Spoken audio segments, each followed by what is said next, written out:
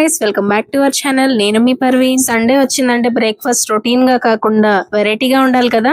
మీరేం చేసుకున్నారు ఈ రోజు?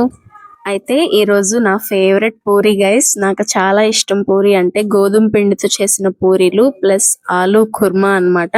రొటీన్ గా చేసుకునే పూరి కర్రీ కాదు, కొంచెం మసాలా టచ్ తో మంచిగా చేసింది మా మమ్మీ. అయితే రెసిపీలోకి వెళ్ళిపోదామా? అయితే మా మమ్మీ ఎప్పుడు గోధుమ పిండే వాడుతుంది గైస్. గోధుమ పిండితోనే చేస్తుంది అనమాట పూరీలు. చక్కగా పొంగుతూ వస్తాయి. ఈ రోజు టిప్స్ చూపించేస్తాను మీకు, చూడండి. మా మమ్మీ ఎప్పుడు ఇలాగే చేస్తుంది. అయితే టేస్ట్ కి తగినట్టు సాల్ట్ వేసుకోండి ఫస్ట్. అండ్ నెక్స్ట్ అయితే ఒక టేబుల్ స్పూన్ ఆయిల్ వేసుకోవాలి. అండ్ బొంబాయి రవ్వ వేస్తున్నాం ఒక 2 టేబుల్ స్పూన్లు. ఈ బొంబాయి రవ్వ ఎందుకంటే పూరీలు పొంగిన తర్వాత ఆ ఫ్లఫీనెస్ ఎక్కువసేపు ఉంటుందన్నమాట. సో అది క్యారీ అవ్వడం కోసం మనం ఈ బొంబాయి రవ్వ వేస్తున్నాము. చక్కగా చేతులతోనే బాగా కలిపేసుకోవాలి. ఈ గోధుమ పిండి ఎంత తీసుకున్నాం అనేది మన ఇంట్లో ఎంతమంది ఉన్నారనే దాన్ని బట్టి మనకు అర్థమైపోతుంది కదా గైస్. అందుకే నేను మీకు చెప్పట్లేదు. మన మెజర్మెంట్ మన ఇష్టం అన్నమాట. ఈ గోధుమ పిండి మాత్రం చాలా మంది పూరి పిండి అని లేకపోతే మైదా పిండి అని వాడుతూ ఉంటారు. అవసరం లేదు. ప్యూర్ గా గోధుమ పిండి తీసుకున్నా కూడా చక్కగా వస్తాయి పూరీలు.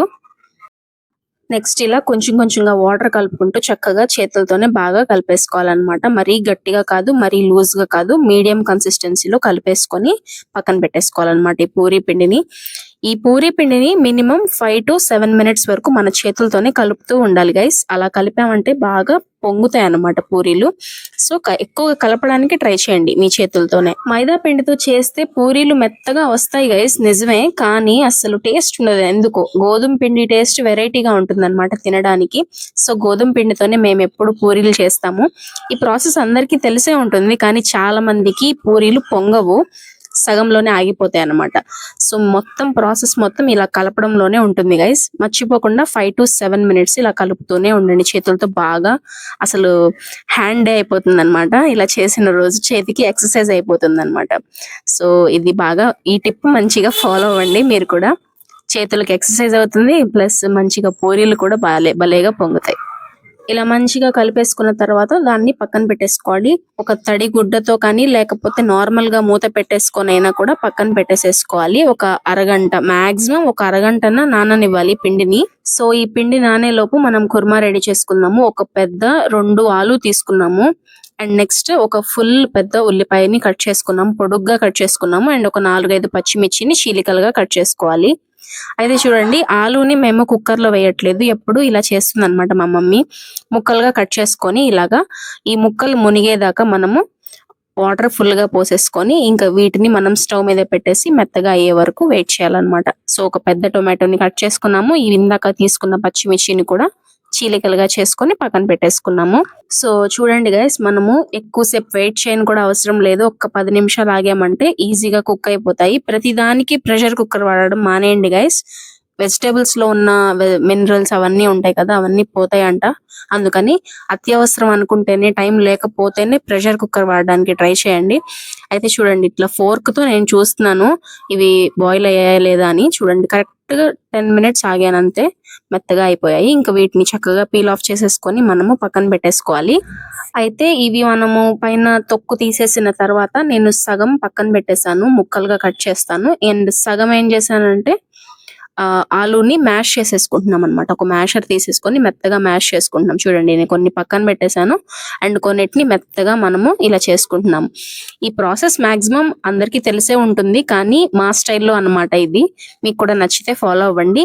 అండ్ ఈ మెథడ్ లో ఒకసారి ట్రై చేయండి, చాలా బాగుంటుంది గైస్ కర్రీ. చూడండి, మన ఆలు పని అయిపోయింది కదా. నెక్స్ట్ స్టవ్ మీద కడాయి పెట్టేసుకొని ఒక 2 టేబుల్ స్పూన్లు ఆయిల్ వేసేసుకొని లవంగా చెక్క కొద్దిగానే వేసుకోండి గైస్, ఘాట్ ఎక్కువైపోతుంది. నెక్స్ట్ బిర్యానీ ఆకు వేసుకున్నాము ఒక పెద్దది. అండ్ ఇందాక కట్ చేసి పెట్టుకున్న ఉల్లిపాయలు ఉన్నాయి కదా, వాటిని కూడా వేసేసుకొని చక్కగా ఫ్రై చేసుకోవాలి. ఇవి కలర్ మారే వరకు ఫ్రై చేసుకోవాలి. అండ్ నెక్స్ట్ ఇవి కొంచెం మంచిగా ఫ్రై అని అనుకున్న తర్వాత మనం కొద్దిగా ఉప్పు వేస్తున్నాం. దీంట్లో కొద్దిగానే వేసుకోండి. తర్వాత ఆలు వేసేటప్పుడు మళ్ళీ వేసుకోవచ్చు అడ్జస్ట్ చేసుకొని. నెక్స్ట్ పచ్చిమిర్చి చీలికలు ఉన్నాయి కదా, అవి కూడా వేసేసుకొని చక్కగా ఫ్రై చేసుకోవాలన్నమాట. నెక్స్ట్ ఇవి ఫ్రై అయిన తర్వాత టమాటా ముక్కలు ఉన్నాయి కదా, అవి అడ్జస్ట్ చేసుకోండి గైస్. మీరు ఇంత టమాటో మేము తినము అనుకుంటే కొద్దిగా తగ్గించుకొని వేసుకోండి, కానీ కర్రీ బాగుంటుంది అనమాట. టొమాటోస్ ఎక్కువ ఉంటాయి. మేము ఇలా కుర్మా తినడం చాలా తక్కువ గైస్. ఎప్పుడు మా మమ్మీ పూరి కర్రీ చేస్తుంది అనమాట. ఎప్పుడు అదే తింటాం, ఇష్టంగా తింటాము. సో మీ దగ్గర అల్లం వెల్లుల్లి పేస్ట్ ఉంటే మీరు వేసుకోండి గైస్. ఈ రోజు హడావుడిగా చేసేస్తుంది మా మమ్మీ, ఇది వేయలేదు అల్లం వెల్లుల్లి పేస్ట్.